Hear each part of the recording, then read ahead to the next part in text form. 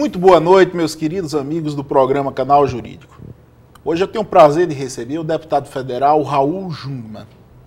Raul Jungmann, ele vai falar um pouquinho sobre o processo legislativo. Afinal de contas, o programa Canal Jurídico não pode ficar apenas com os advogados e os juízes, porque eles são os operadores do direito depois que as leis estão feitas. É importante a gente, de vez em quando, fazer um programa de TV com o processo legislativo, ou seja, de onde surge e o porquê surge determinada lei. Boa noite, Raul Jungmann, é um prazer recebê-lo aqui no programa. Prazer é todo meu, Paulo, estar aqui. Raul Jungmann, você está com um projeto que gerou uma certa polêmica, que é sobre um plebiscito. E aí, por que a ideia, como surgiu e qual é o objetivo dela? Se você perguntar hoje ao cidadão médio, ao eleitor médio, ao brasileiro, o que ele acha da política, você vai ter uma resposta possivelmente negativa. As pessoas geralmente associam medianamente a política hoje, infelizmente, à corrupção, tá certo? A desvio de recursos, a má política, enfim, aos escândalos que hoje parece ter um canteiro específico só na área da política. Então, evidentemente que você tem que reformar a política, e isso também é um consenso. O problema é como conseguir reformar a política. Eu, por exemplo, Paulo, estou no segundo mandato. Tentamos 2 vezes reformar a política, tá certo? Na primeira vez, que era o chamado Projeto Caiado, nós fomos a plenário, que é onde você decide, né, através de votação, um determinado projeto, e apanhamos do início ao fim. Ou seja, desde o momento em que a gente adentrou o plenário até a hora que a gente saiu, nós não ganhamos uma votação. Já agora, no segundo mandato, o Ibsen Pinheiro chegou a andar pelos corredores. Ibsen Pinheiro, um deputado, um decano da casa, ex-presidente. Inclusive está em evidência atualmente em função da lei do pré-sal. Claro. Quem não lembra dele, ligue ele para a questão do pré-sal que você vai fazer essa associação. Mas, em suma, excelente experiente parlamentar e amigo nosso. Então, ele nos corredores, muito alegre, chegava e dizia: Jungmann, nós vamos conseguir votar a reforma política, porque eu fechei um acordo com o partido A, B e C. Olhava para ele e dizia: Ibsen, você acha que efetivamente vai dar dessa vez? E disse: eu acho que vai dar. Na primeira reunião, que a base do governo se reuniu, na casa do Ricardo Barros, que é um dos líderes, né, que tem lá, e vários partidos disseram o seguinte: olha, se vocês forem por aí, ou seja, PT, PMDB, que estavam começando a se comprometer com a reforma, forem por aí, nós vamos obstruir tudo, não volta mais nada. Então o governo imediatamente voltou atrás e nós sequer entramos no plenário para apanhar. Tá certo? Nem a honra, digamos assim, de ser derrotado nós tivemos. Tá? O que me leva à seguinte conclusão: de dentro não sairá a reforma, porque junta-se 2 tribos. A tribo de quem tem negócios com a política, tá certo? Que é uma minoria, mas é uma minoria que existe, e o pessoal que tem medo da reforma, que é justo. Se muda a regra do jogo, pode ser que eu não me reeleja. Somados, o pessoal do business com o pessoal exatamente que tem o temor de não se reeleger, juntos eles bloqueiam qualquer possibilidade dentro do próprio Congresso de fazer a mudança. Então, surge a ideia do plebiscito. Eu tenho que apelar para o eleitor, eu tenho que pedir ajuda lá fora. E como pedir ajuda? Nas eleições agora de outubro, colocaram uma questão a mais. Você quer que o próximo Congresso faça a reforma política para, primeiro, reduzir a corrupção, segundo, dar mais transparência à política, e terceiro, um controle maior para o eleitor? Ou seja, eu dou o norte, mas eu não digo qual é a política, porque a política é algo muito complexo para você colocar dentro de um plebiscito. Qual é a ideia central disso tudo? Que o futuro Congresso, deputado e senador, ele surja com um compromisso. Quer dizer, quando ele vem com o mandato das urnas, ele vem com um compromisso. Você tem 1 ano para fazer a reforma. Qual reforma? Aí nós vamos discutir. Aí você faz pressão, como no caso do ficha limpa, você puxa para lá, você puxa para cá, mas se você não tiver o novo mandato, o novo deputado, o novo senador com o compromisso da reforma, não tem reforma. E não tendo reforma, a política continua lama. E política na lama, sabemos nós, caminho aberto para autoritarismo, caudilismo e outras experiências que eu quero distância. Jungmann, eu vi uma reportagem na época da eleição norte-americana que, junto com o presidente da República, eles iam se manifestar sobre 14 temas. Eu não sei nem se isso é verdade. Eu apenas vi, foi alguma reportagem que eu vi que falava isso. Ou seja, a nossa democracia hoje é uma democracia representativa, tá certo? Agora eu queria fazer algumas ponderações. As ponderações são as seguintes. Eu entendo, Júnior, que o direito é uma superestrutura ideológica. E muitas vezes essa superestrutura ideológica não reflete a ideologia da população, porque diz a Constituição que todo poder emana do povo. Ou seja, a ideologia média, a ideologia dominante que existe entre a população é que deveria ser positivada através das leis e de uma própria Constituição num sistema ordenado de normas vigentes. Agora, o que a gente vê muito acontecer, que essa ideologia dominante muitas vezes é abandonada e certos ideólogos de plantão, minorias medrosas, minorias acovardadas, minorias com interesses, acabam fazendo com que a sua ideologia prevaleça. Eu vou deixar um caso muito claro aqui. Muito claro. Por exemplo, a pena de morte. Se a gente fosse fazer um plebiscito dizendo sim ou não à pena de morte, eu tenho certeza que essa superestrutura ideológica, que é a Constituição e as leis, teria de ser mudada. Mas evita-se passar essa decisão para a população, que normalmente aceitaria. Para quê? Para que fique na mão de poucos. Ou seja, tem algumas questões que as pessoas anseiam muito. Eu não estou aqui fazendo apologia à pena de morte, não. Até porque eu vi também ontem, eu acho que foi na Super Interessante, na revista Super Interessante, que vem reduzindo, parece que 50 países de 1990 para cá aboliram a pena de morte, ou então quase não a usam mais. Mas eu acho interessante a posição dos Estados Unidos nesse sentido, que é alguns temas contundentes, importantes, impactantes na sociedade serem discutidos e serem votados diretamente pela população.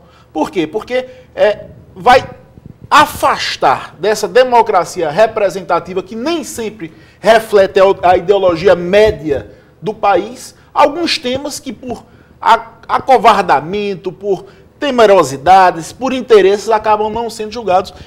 É um exemplo o seu pleito agora. Mas como esse, existem certamente algumas dezenas de questões que deveriam ser submetidas diretamente à população e que eu entendo, Júnior, não sei, você talvez não concorde, que poderiam funcionar até como uma espécie de emenda constitucional.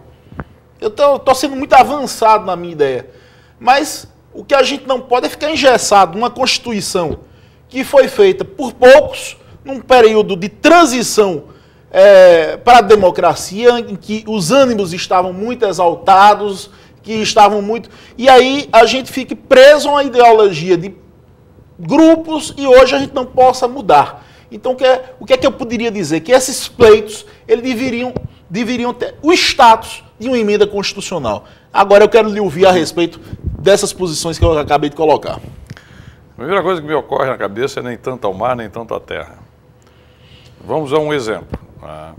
Por exemplo, nós temos aqui, no entorno do Brasil, alguns países, vou citar Venezuela, Equador, Bolívia, que têm utilizado o instrumento da democracia direta, tá certo? Não da representativa, para, eu diria, golpear ou estreitar as franquias democráticas. Então, você faz uma relação direta entre o governante e as massas e, ao mesmo tempo, você alija a representação, ou seja, o Congresso. Certo. Isso tem uma série de riscos e de inconvenientes. Não é? Por quê? maiorias eventuais, né, que são formadas sobretudo no momento da posse de um determinado governante, com o recurso à democracia direta, tem significado você colocar à margem, tá certo, o poder representativo e você reduzir as possibilidades de alternância de poder. Geralmente esses países, eles têm a chegada de um líder, em seguida a chegada desse líder, ele faz a convocatória de uma constituinte, antes ou depois colocando o referendo depois e o plebiscito antes, tá certo? E com isso eles conseguem, por exemplo, reduzir a possibilidade da alternância. Aí está um efeito negativo de algo que é extremamente rico, que é a experiência direta. Então, é preciso ter... Eu, por exemplo, vivi o referendo do desarmamento e eu optei, naquele caso especificamente, a favor do sim, ou seja, a favor do desarmamento total. A favor exatamente do desarmamento. E eu nunca me esqueço de um episódio, eu já narrei ele várias vezes, vou narrar ele aqui de novo, sucintamente, que eu estava participando de um debate no Rotary de Casa Amarela, que é uma entidade filantrópica, né? E eu me lembro que quando eu falava a favor do desarmamento, tinha um casal de velhinhos que estava assim próximo, e de cabelo branco, os dois, e eu olhei para eles, eles estavam literalmente rangendo os dentes de raiva porque eu estava falando. No primeiro momento fiquei meio assustado com aquilo, afinal eu estava falando de paz, de não violência, desarmamento, e os velhinhos estão ali me olhando com a cara de fúria, de raiva que não tinha mais tamanho. Depois a ficha caiu. Qual era a ficha? É que aquela população, aqueles velhinhos violentados, com risco, com seus familiares sofrendo, com o grau de violência de homicídio, eles achavam que eu estava desarmando os homens de bem e deixando os homens de mal, ou os homens maus, armados. Ou seja, uma população vulnerável, tá certo? Uma população com medo, que não está tendo os serviços, tá certo? Que não acredita na polícia. Que não acredita na polícia, que a justiça do jeito que está aí, que é uma boa discussão. Hoje, nós temos um sistema judiciário em Pernambuco, que pelos dados do CNJ, tá certo? É um dos 3 ou 4 piores que você tem em termos de resultados, em termos de Brasil. Mas não vamos excepcionalizar Pernambuco, nós temos problemas graves, tá certo? Em termos de funcionamento de justiça, embora também sinais alentadores. Mas voltando para cá, para a nossa questão, eu diria o seguinte: naquele momento você formou uma maioria, tá certo? E que aquela maioria decidiu a favor daquilo. Tudo bem, está decidido, prego batido, ponta virada. Mas do mesmo jeito podem se formar maiorias eventuais que podem ameaçar cláusulas pétreas, direitos individuais, tá certo? Que são basilares para uma civilização ou para uma sociedade. Então, o meu resumo vai na seguinte direção, Paulo. Eu, de maneira nenhuma, pretenderia, até porque eu estou invocando um plebiscito, que é um instrumento direto das massas, ou seja, da sociedade opinar.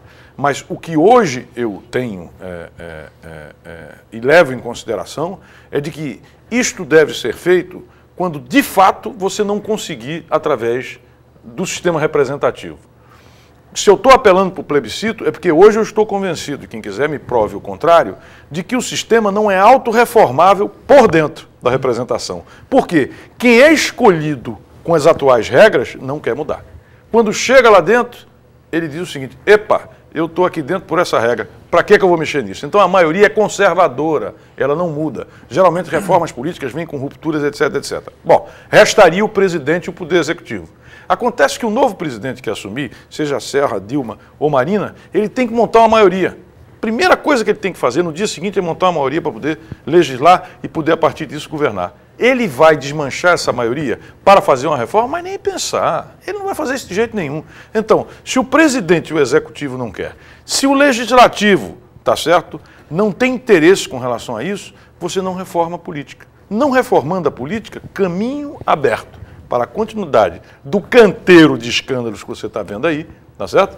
E, evidentemente, a política descendo a ladeira. Uma última coisa.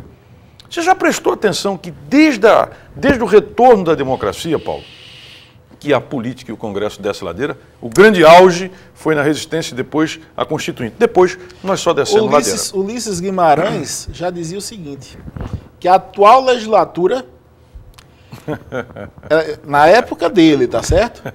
Era melhor do que a passada e pior do que a futura. Exatamente. E o porquê disso? Porque o modelo que se colocou, sim, ele inviabiliza, a não ser pelas condições econômicas, estou falando de dinheiro. Grana. a eleição de qualquer pessoa. Então, você torna o sistema cada vez mais viciado na mão de poucos e de poucos ou que têm ou que são apoiados por aqueles que têm, porque os votos de opinião para ganhar uma eleição apenas na opinião, a gente sabe que é difícil. Júnior, eu vou ter que chamar um comercial e daqui a um minutinho a gente volta.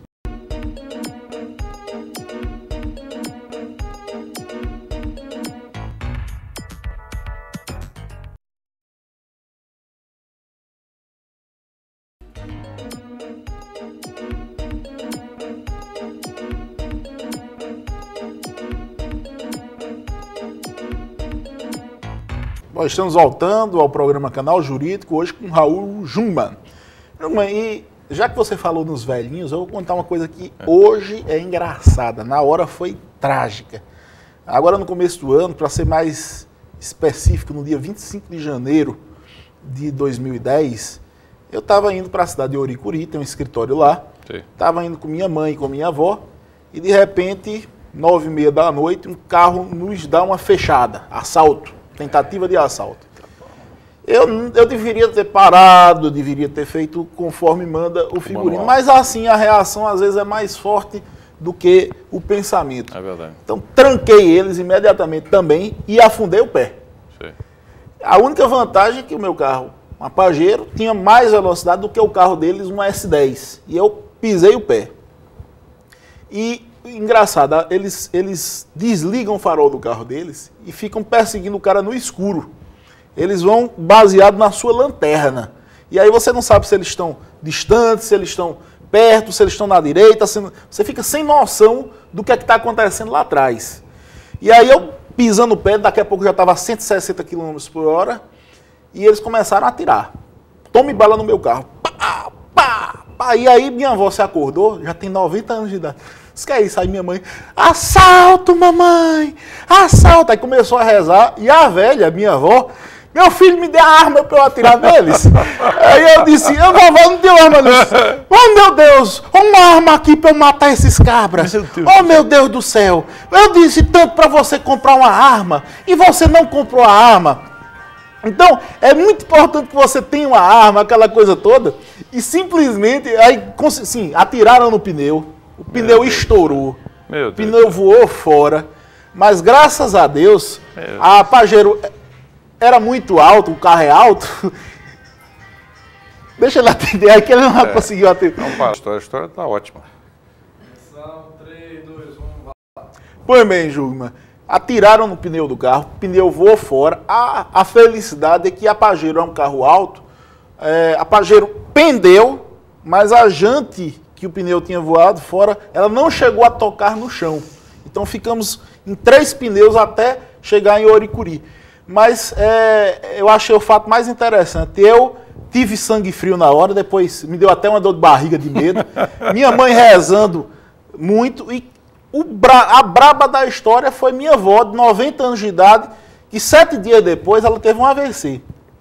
Depois desse acontecimento. E o médico chegou para ela e disse assim, Dona Neuza, foi o susto, foi com os bandeiras? Foi não, meu filho. O que foi, Dona Neuza? Foi a raiva.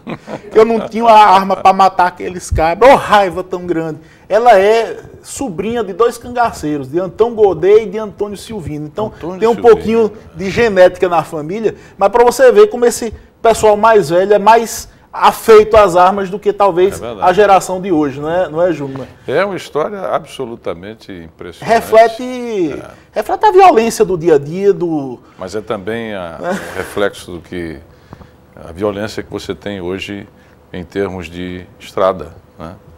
E a verdade é que nós permanecemos com índices, né, de violência no Brasil e aqui ainda altíssimos.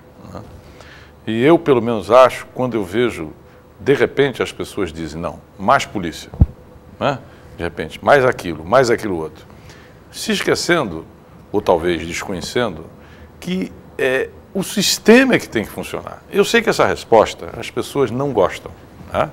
Porque elas querem uma resposta simples. Põe mais carro, põe mais armas, faz isso, faz aquilo. Mas entenda, vamos pegar aqui o caso de Pernambuco, que é bem atual. você vem tendo uma elevação da produtividade da polícia. É verdade, a polícia tem melhorado o seu desempenho. Isso vai se refletir no sistema prisional, que se encontra totalmente saturado. Né? Você tinha uma relação, alguns anos atrás, de um preso, né, para, de uma vaga ou de um espaço, digamos assim, para um preso dentro do sistema, você tinha 1,5 presos dentro do sistema. Isso chegou, algum tempo atrás, da última vez que eu vi, a 1,7, já chegando a 1,75. Quer dizer, você se aproximando de 2 presos, tá certo, por cada vaga, o que é um nível de saturação muito alto. O outro aspecto que é simplesmente preocupante, muitíssimo preocupante, é que um grande número desses presos se encontra preso prisão temporária ou prisão preventiva. O que quer dizer que mais dia, menos dia, vencidos os prazos, tá certo? Eles voltam para a rua. E aí você percebe que não é apenas aumentar a produtividade de homens ou armas. Você tem que ter, de outra parte, um Ministério Público. Antes, você tem que ter uma polícia capaz de fazer um inquérito que resista e fazê-lo com velocidade e eficácia. Você precisa ter, no caso penal, um Ministério Público que se pronuncie. Você precisa ter uma justiça que, com celeridade, e com terminalidade, julgue, para que você consiga ter a questão resolvida. Jugman, então vamos lá. Eu também bato muito nesse ponto aqui. Eu tenho um escritório de advocacia, mas já tive os momentos em que houve pico de serviço. E o que nota-se é o seguinte: nada que está subdimensionado funciona direito. Por quê? Porque alguém vai fazer serviço demais e acaba fazendo com má qualidade, ou simplesmente, por mais que essa pessoa faça, vai haver uma demanda maior do que a capacidade de produção que ela pode dar. O que é que eu noto muito na justiça e na polícia do Brasil? É que há um subdimensionamento muito evidente. Poucas delegacias, as que existem com poucos agentes, incapazes de fazerem investigações sobre todos os crimes ocorridos, falta de efetivo. Eu sei que isso é um binômio. Você também não pode apenas fazer cargos, criar cargos, sem ter dinheiro também para sustentar. A gente tem que ser consciente. Agora, há um subdimensionamento muito evidente. Se há pouca polícia, há pouca prisão, há pouca fiscalização, há pouco juiz, o processo demora a ser julgado, prescreve, o presídio não tem muitas vagas e aí fazem-se movimentos, tá certo, para se reduzir as penas, pensando-se na redução de número de detentos. Como o Tomás Bastos foi muito claro quando ele era ministro da Justiça, de que a gente precisava diminuir a quantidade de presos, pensando naquela velha frase do Capitão Nascimento, daquele filme, esqueci até o nome agora. Tropa de Elite. Tropa de Elite. Que ele disse o seguinte, que o sistema não foi feito para resolver os problemas do povo. O sistema pensa em resolver os seus próprios problemas. No sentido de que tirar vagas, quer dizer, diminuir as penas para que esvaziem-se as prisões, faz com que as pessoas sejam soltas mais rápido, aqueles encarcerados, e aí diminui-se de qualquer forma a abertura de novas vagas. Você não precisa criar outras unidades, porque aquelas que já existem vão ter menos presos. E aí eu quero fazer um contraponto com um superdimensionamento que atingiu o Senado Federal.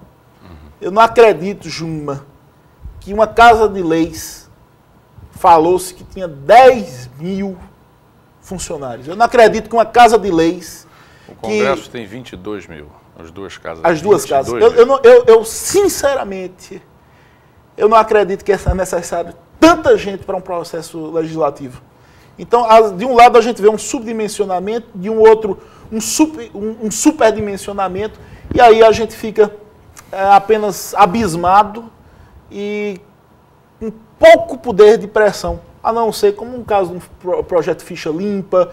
Por quê? Porque são projetos que realmente agregam o país em torno de um objetivo. Mas caberia muito mais, por exemplo, a mesa do Congresso, tomar essas próprias atitudes no sentido de diminuir, e também dos governadores, etc., de aumentar, para dimensionar. Eu sei que é muito mais complicado do que falar, Júnior, mas seria o mais óbvio também deixar as estruturas corretamente dimensionadas. Eu sei que falar é muito fácil, mas o que eu vejo muito no Brasil é superdimensionamento em alguns casos e subdimensionamento em outros. Concordamos com relação a isso. Eu não vejo nenhuma necessidade que o Congresso tenha 22, 23 mil funcionários. Não vejo nenhuma. Zero. Tá certo? Eu acho que se você cortar a metade ou até mais do que isso, aquilo continua funcionando do mesmo jeito. E acho que, sobretudo, nós, parlamentares, devemos muito mais, tá certo? Em termos de produção, em termos de produtividade. Vou só citar um exemplozinho aqui. Eu vou sair daqui amanhã, ao meio-dia. Tá certo? Vou pegar um avião, como faço todas as semanas, religiosamente, saio daqui, pego um avião e vou para Brasília.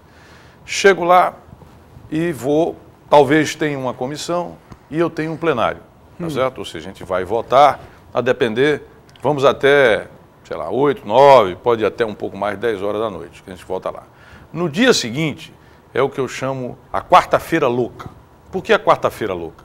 Porque eu tenho Comissão de Ciência e Tecnologia, Comissão de Segurança, Comissão de Relações Exteriores, tá certo? Afora as comissões especiais, CPIs, projetos de lei, etc, etc. Ou seja, eu tenho que virar Deus, eu tenho que ter a capacidade de estar, por exemplo, entre 10 e 11 horas em 4, 5, 6 lugares, sem contar as outras coisas que aparecem e que não estão previstas. Na quinta-feira estamos voltando. Quer dizer, isso é um sistema absolutamente irracional. Irracional. Porque você passa, na verdade, o quê? Entre um dia e meio, né? Vamos lá, 2 dias trabalhando por semana, indo e voltando.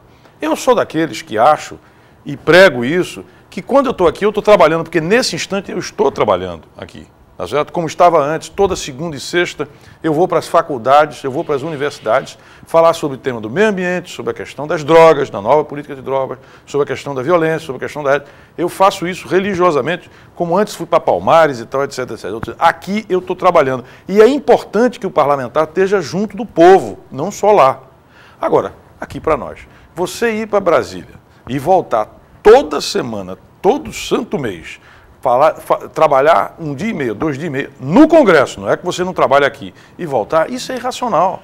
Porque nós poderíamos ter um processo legislativo, eu diria, muito mais capaz de elaborar leis, de trabalhar e de apresentar, se você dissesse o seguinte, olha aqui, vocês vão passar 15 dias lá, e como vocês têm que estar aqui, passe uma semana aqui trabalhando, mas volta, passa 15. Agora, essa maluquice de vai e de vem, isso para mim é um negócio que na minha cabeça não faz muito sentido. Ô, Júnior, agora, às vezes eu imagino que para o cidadão comum, poxa, Júnior devia mudar isso, ou alguma coisa assim, mas você que está lá dentro, que já encontrou essas estruturas tão bem cimentadas, armadas, até para vocês políticos, tentar mudar as coisas, mudar essa concepção implantada, arraigada, construída, também não deve ser muito fácil não, né, Júnior? Você contou um caos.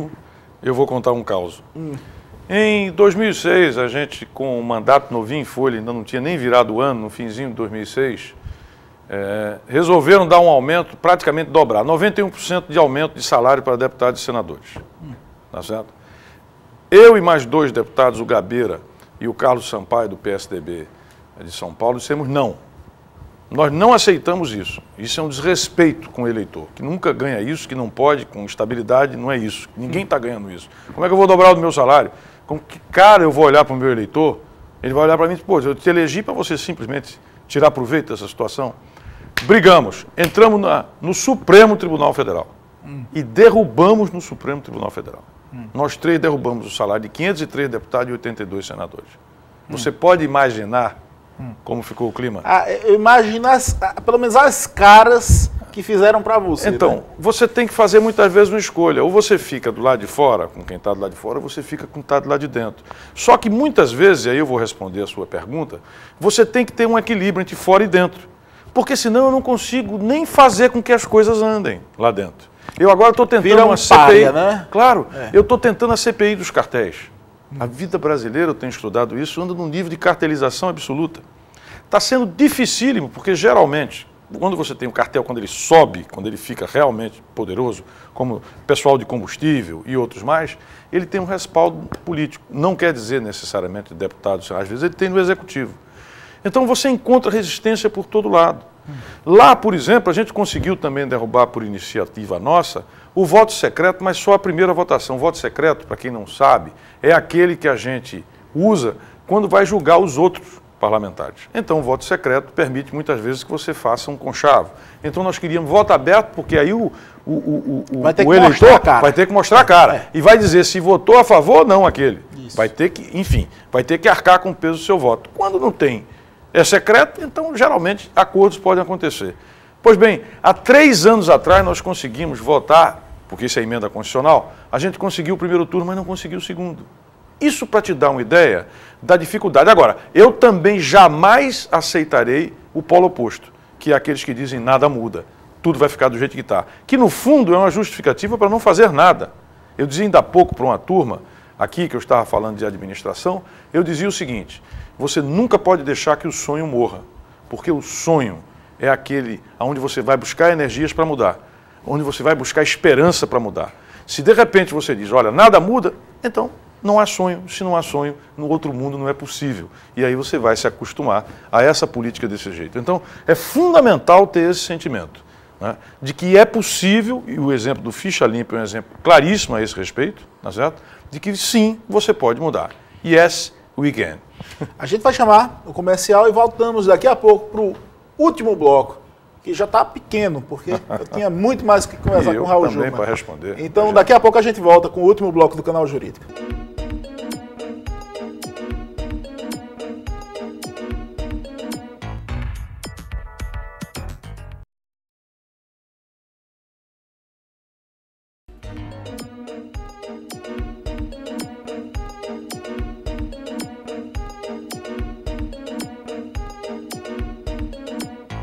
Bem, estamos voltando para o terceiro e último bloco com Raul Jungmann, que a entrevista está pequena. Infelizmente, 1 hora vai passar assim, rapidinho. Jungmann, vamos procurar ser rápidos, porque tem muito assunto para a gente conversar em pouquinho tempo. A primeira coisa que eu queria falar era o seguinte: o Brasil está querendo voltar a ter o status diplomático que já teve no passado. A nossa diplomacia sempre foi reconhecida, com o ícone, por exemplo, do Barão de Rio Branco. Mas a forma que ela está voltando hoje, essa ofensiva diplomática, pelo menos me parece, a minha opinião pessoal, ela está sendo mal conduzida. Aquela questão de Honduras, por exemplo, foi muito mal conduzida, colocou o país na berlinda, no meu ver, e agora essa questão com o Irã, que apesar de ter sido politicamente agradável para o presidente Lula, que está fazendo política internacional e querendo ser o salvador da pátria, querendo conciliar as nações, etc., pode deixar o país também numa posição muito frágil, de entendimento de algumas potências que está se alinhando com países que possuem bombas atômicas, que não têm uma política clara, definida sobre bombas atômicas, que são perigosos. Então, eu acho que é meter muito bedelho onde não é chamado. Isso pode acabar trazendo problemas, se meter nesse tipo de coisa grande, que o Brasil tem que reconhecer o seu lugar. É um país médio, não é uma potência internacional, e pode trazer para si. Uma vez uma diretora, eu vou até dizer quem foi, Dona Maria das Dores, do Colégio Santa Maria. Isso. Ela disse uma vez para mim o seguinte: meu filho, nunca ande com quem não presta, porque isso vai atrair, como um imã, toda sorte de apuros e dificuldades para você. Então é mais ou menos, me diga com quem eu me relaciono, me diga com quem eu ando, que eu vou ter mais ou menos os valores da sociedade trazidos para mim em comparação com o que aquela pessoa que você está andando tem sobre ela. Então, nos fala um pouquinho dessa política internacional do presidente Lula, Jungmann. Eu sou membro titular da Comissão de Relações Exteriores e Defesa Nacional. Inclusive, sou presidente da Frente Parlamentar da Defesa Nacional. A ótica das relações exteriores, ela sempre tem que levar em conta um aspecto, outros também, mas um é principal, o interesse nacional. Toda vez que você olhar qualquer questão, você tem que olhar sobre as lentes do interesse nacional. Eu estive 2 vezes em Honduras, inclusive estive com o Zelaya dentro da embaixada e tive com o presidente Micheletti, com ele pessoalmente. Depois voltei como observador, o único observador internacional do Brasil nas eleições que lá estiveram. O Brasil não tem grandes relações com Honduras. Em 100 anos, um presidente do Brasil foi lá. Aquilo é uma zona claramente de influência dos Estados Unidos, tá certo? Em segundo lugar do México. Nós não temos nenhum interesse vital lá dentro. E eles resolveram os problemas dele, como ficou claro, inclusive, através de uma eleição limpa. Nós simplesmente colocamos a Embaixada do Brasil a serviço do senhor Zelaya para ele fazer palanque e comício, tá certo? Eu cheguei, inclusive, a perguntar ao chanceler brasileiro, não é, na época, que era o Samuel Pinheiro Guimarães, que estava substituindo o titular, eu disse para ele mais ou menos o seguinte: olha, chanceler, se o senhor prestar atenção, o que o senhor acharia do presidente Collor, tá certo, ser retirado, apiado do poder pelo Congresso Nacional, pedir asilo na Embaixada dos Estados Unidos e convocar uma guerra civil ou convocar a revolta contra o presidente Itamar? Como é que o senhor se sentiria? Foi isso que o Brasil fez em Honduras. Ou seja, o Brasil interviu em um país, não é certo? O que ele não poderia e não deveria fazer, e com zero interesse para nós, resultado zero para nós. Vamos para o caso do Irã. Ora, nós somos uma democracia, né, Paulo? E lutamos tanto para isso. O que nós estamos fazendo ao lado do país que é hoje uma ditadura? O que nós estamos fazendo ao lado de um país que violou exatamente as sanções e as regras do Conselho de Segurança da ONU? O que nós estamos fazendo num país a 11 mil quilômetros do Brasil, com o qual nós temos um intercâmbio comercial pequeno? Como é que nós vamos nos associar? Imagine também a seguinte situação. A Turquia, é lógico, está ali fronteira, pertinho, colada. Tá certo?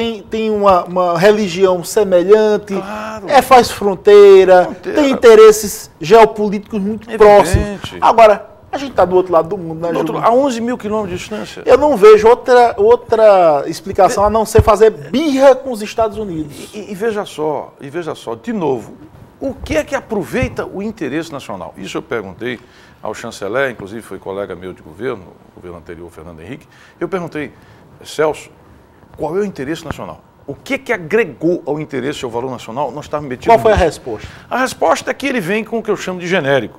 A paz, a harmonia internacional, sim, claro que eu sou a favor, mas eu não engajo o país, tá certo? Numa aventura como essa. Quer saber por quê?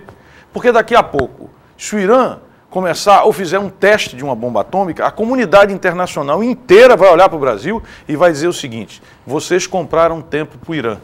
Vocês compraram tempo, tá certo, para que o Irã conseguisse produzir uma bomba atômica e ajudar uma região que já é absolutamente conturbada a ficar infinitamente pior. Porque Israel tem bomba, preciso lembrar isso, tá certo? Mas se o Irã tem, por que o Egito não vai ter? Por que a Síria não vai ter? Então você vai ver uma nuclearização. Além disso, hoje o mundo começa a olhar para o Brasil dizendo: será que eles não estão pensando também eles em desenvolver uma bomba atômica? E aí você começa a ter uma série de pressões. De volta eu tive um Washington agora, onde fui fazer uma palestra e na volta eu passei na ONU onde eu estava até o dia 28 de maio, sendo renegociado a revisão do Tratado de Não Proliferação de Armas Atômicas, do TNP. E lá você começa a ver a comunidade internacional começando a olhar para o Brasil, que não tem problema a esse respeito, tá certo? Resolveu com a Argentina, colocou na Constituição, é signatário de Tlatelolco, é signatário do TNP, nós começamos a ter problema. Então, a questão que é preciso entender é o seguinte: escuta, isto não nos agrega, gera desconfiança. Estamos ao lado de um país que hoje tem prisioneiros de consciência, que tortura, e nós somos uma democracia. O que é que nós estamos fazendo aí? O que é que eu estou fazendo ao lado do Sri Lanka? O que é que eu estou fazendo defendendo o Sudão? O que é que eu estou fazendo me abstendo em votar contra a Coreia? O que é que eu estou fazendo ao lado de Cuba? O que é que eu estou fazendo disso a essa altura do campeonato? Se eu sou uma democracia, se eu tenho respeito, se eu tenho democracia, se eu estou tirando uma parcela dos brasileiros da pobreza, se eu estou, nesse momento, tendo uma economia, não é, devidamente, e o país explodindo em termos de crescimento, não, desculpa, não tem perdão, não tem explicação. Não tem explicação. Tá certo? Então, por isso é que eu... E sim, outra coisa, por que você não ajuda a resolver o problema entre Argentina e Uruguai nas papeleiras? Por que você não ajuda? Eu tive... Que aí sim é a área de influência. Assim, aqui, nossa, tradicional, aqui juntinho. Não abre a boca, não toca. Esse problema que você tem hoje entre Venezuela e Colômbia, o tempo inteiro essas agressões, eu tive na Venezuela, no Equador e na Colômbia recentemente, com os presidentes de Colômbia e Equador. Os vizinhos não vamos mexer não, porque pode vir algum revés 3. Mas como está longe, deixa para lá. Aí, como disse um cronista, disse, o Brasil hoje é um país engraçado. Um anão na sua área de influência e quer ser um gigante lá fora. Pode ser um negócio desse. Você está entendendo? Verdade, então, essas coisas... E outra coisa, as pessoas pensam, há um sentimento, não, isso é longe. Não, isso tem a ver. Hoje o mundo globalizou, o local é global, o global é local, tá certo? Então, o que eu quero dizer é o seguinte, cada vez mais o nosso destino se joga nesses fóruns. Agora veja, como disse o Hélio Gaspari, você vai fazer essa política de terceira lá fora e começa a trazer problemas para cá. Eu fiz já 2 audiências públicas sobre terrorismo. E hoje você tem um sentimento de elevação do risco de terror no Brasil. Como me disse o chefe da contra-inteligência, o Lawrence, da Polícia Federal. Ele disse, olha, primeiro eles passavam por aqui, as redes de pessoal ligado a terror, e a gente acompanhava. Depois eles começaram a ficar aqui e casar com brasileiras para exatamente poder residir aqui. Pegamos um cara da Al-Qaeda, começando a utilizar via internet o Brasil como plataforma para logística lá fora. Qual é o 4º passo? Se instalar, começar Então, para que é que eu vou me meter num conflito daquele tamanho se a este país, pode ser o presidente Lula, a sua projeção, etc, etc. É só isso, quer se promover internacionalmente, sim. Aí tem que pegar uma questão grande como o Irã, para poder aparecer, sabe, eu vi falar aí que ele estava querendo ser secretário-geral da ONU. Mas por aí não vai ser. Eu vi um comentário. Mas por aí não vai ser. Mas aí eu acho que é se meter o B dele demais onde não é chamado, a custa de projeção a todo custo, sabe, Paulo, o mundo hoje é totalmente integrado. Totalmente integrado. Não é só na Bolsa, não é só no circuito financeiro. Você veja essa questão do meio ambiente, tá certo? Essa questão do meio ambiente coloca hoje em risco a própria humanidade. Então, você tem que entrar e saber que hoje a decisão que você toma aqui, se você queima a floresta, não queima a floresta, se você vai trabalhar com etanol, se você não trabalha, isso tudo hoje é um mundo integrado. Exatamente. Então, por isso mesmo, eu estava dizendo a você ainda há pouco, que eu estava na Dinamarca, em dezembro do ano passado, num frio de lascar, e estava andando numa praça muito bonita, a Praça do Rei. Quando eu olho lá, tem uma exposição, 100 lugares para você visitar antes que desapareça. E eu fui olhar, e o Recife estava lá. Você imagina, o caso quase caiu duro quando vi o Recife lá. Por quê? Porque, de repente, as pessoas estão dizendo o seguinte, olha, se o mundo continuar se aquecendo dessa maneira, se você continuar tendo derretimento polar e chuvas, né, etc, etc, você vai ter problemas. E o Recife, uma cidade cuja altitude média é 4 metros acima do nível do mar, que tem algumas partes que são abaixo do nível do mar, que é uma cidade estuarina, que foi toda estruturada e tem uma grande densidade em ilhas, penínsulas, não é? Mangues, etc, etc. É evidente que não é o caso de dizer que desaparecer. Eu não creio nisso. Acho que isso aí é alarmismo. Mas é evidente que você tem que ter uma política voltada para isso. E agora, a sua política aqui depende de onde? De lá. E a de lá depende de cá. Então o mundo está integrado, é uno. Isso. O que é que nós vamos, tá certo? Com os problemas que temos aqui, o que é que nós vamos fazer a 11 mil quilômetros de distância? Numa questão que a Turquia, você tem razão, enorme fronteira. Estados Unidos tem interesses estratégicos ali em termos de Golfo Pérsico, que aliás é a grande potência mundial. Aí diz você, criar birra com os Estados Unidos, olha, crie quando tiver que criar. Quando tiver que criar, afirme a sua soberania. Mas aquilo nada tem a ver com a soberania brasileira que está aqui no seu entorno. Júlio, mas está faltando 2 minutos, eu só queria que você explicasse o seguinte. Hoje você é do PPS. Sim. E pelo menos a gente vê nos jornais, são os pós-comunistas, pós-comunistas. E aí, você era comunista, hoje é pós-comunista. Rapidamente nos explique como é essa história de pós-comunista, para quem quer entender o que é que você entende de ideologia de sistema. Na minha época de juventude, movimento estudantil, o comunismo era um grande ideal igualitário, que era você tornar as pessoas iguais e ter a mesma oportunidade e acabar com a fome e com a miséria. Esse foi o grande sonho. Esse sonho, entretanto, foi abastardado e ele foi exatamente transformado num seu contrário na União Soviética. Eu, então, me afasto disso. Digo, não, isto eu não quero, este mundo aí qualquer não tem sistema, nada a ver. China, Cuba, União Soviética, tem algum que você se assemelhou mais ou não? Eu acho que mais a soviética foi o que eu mais me assemelhei, tá certo? E aí fizemos, como nós chamamos, né, a crítica, a autocrítica desse processo, entendendo que qualquer sistema, eu permaneço em ideologia socialista, um homem de esquerda. Agora, qualquer sistema sem liberdade, meu velho, não vai a canto nenhum. Então, sem liberdade, nada vai prosperar. E, evidentemente, sabemos também que aquela utopia do mercado planejado, tá certo? Também não funcionou. Então, você sabe que hoje, para você olhar para frente, ser uma esquerda moderna, você tem que, primeiro, antes que tudo, louvar a liberdade. Sem liberdade, vai se transformar em autoritarismo e vai para o fundo do poço, como foi a União Soviética e outros. E, no fundo... e que você precisa de um mercado com um Estado forte, regulando o mercado para não ter exageros, tá certo? Mas, efetivamente, você precisa do mercado no ponto de vista econômico. Olha, é isso. Na verdade é o seguinte, o mundo está tão interligado Sei. que a gente está vendo os Estados Unidos passarem para um capitalismo social, a gente tem visto grandes conquistas. Como agora o plano de saúde, exato, do Obama. E você veja também a China, Sei. que é comunista, mas também não deixa de ser capitalista. Então, eu acho que a gente... Os sistemas são duais. Não é? Então, eu acho que, na verdade, a gente vai acabar num capitalismo social. Economia privada, geração privada, agora com amplo direito às camadas sociais. Se você quiser, uma social-democracia de mercado. Pois é. Júnior, infelizmente a gente tinha muito que conversar, mas o programa tem a sua hora. Eu espero que você volte aqui outras vezes para a gente bater outros papos que não deu tempo da gente bater. E é um prazer receber uma pessoa que tem tanto serviço prestado ao país como você aqui no programa. Você que está nos assistindo, um grande abraço e até a próxima. Júnior. Eu só me resta agradecer essa oportunidade de discutir e eu queria dizer que toda entrevista depende da qualidade de quem entrevista e daquele que é o entrevistado. Aqui o mérito fica com o entrevistador, que soube suscitar temas com inteligência, com vivacidade e com profundidade. Um grande abraço a todos vocês. Grande abraço e até a próxima terça.